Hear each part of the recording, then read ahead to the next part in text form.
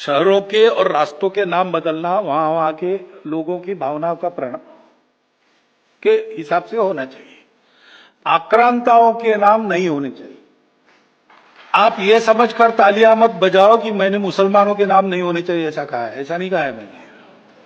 शहीद हवलदार अब्दुल हमीद नाम होना चाहिए, डॉक्टर अब्दुल कलाम नाम होना चाहिए। ये प्रश्न किसका क्या रिलीजन है इसका नहीं है, कौन देशभक्त है कौन नहीं है उसका है। हमको प्रेरणा किससे मिलती है?